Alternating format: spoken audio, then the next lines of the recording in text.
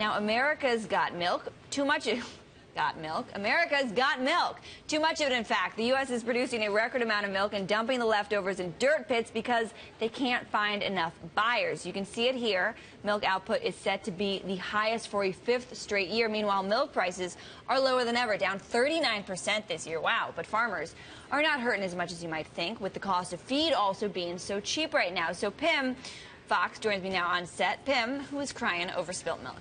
Well, it doesn't seem as though anybody's really crying over spilt milk because, as you just said, the farmers are actually making money, even though the price is down nearly 40% over a year and a half. Now, because they feed these cows with corn, and corn's super cheap and corn subsidized. Well, it actually has to do, well, I would say also alfalfa. Big harvest for alfalfa. You've got to understand the geography of all of this, too. The Northeast, big milk producer.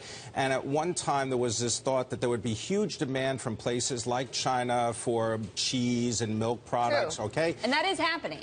Yes, it is happening, but it was happening a lot more and a lot more profitably when the dollar was less strong against foreign currencies. So you've got a currency hit, which is weighing on this huge supply of milk, as you just described. Then you have the increased feed that is available for all of these herds. That is making it possible to produce more milk.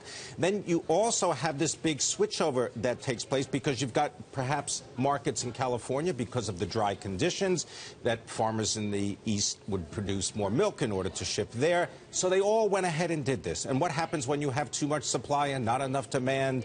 You end up with a situation like this. May I just say that this is some pretty intense video we are showing here. Those are really some up-close and personal udder shots. I didn't realize we had those on file.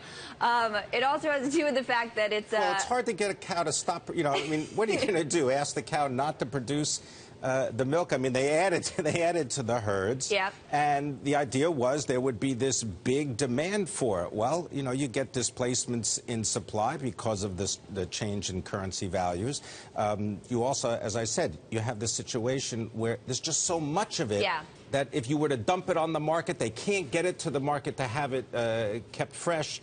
So they've got to dump it. Plus, there's the issue that it's actually perishable. It's that's what I mean. They can't dump it. Yeah, you can't just put it in a warehouse or put it on a barge because it's going to go sour in a couple of days. Yes. Remember the big cheese mountain that the European Union had for such a long time? They had produced way too much cheese, and they ended up having to store it. Well, we had that problem in the United States, too. But, you know, also the fact is that the farmers took advantage of what they saw were high milk prices, right? You look into the future, they were seeing that prices were high.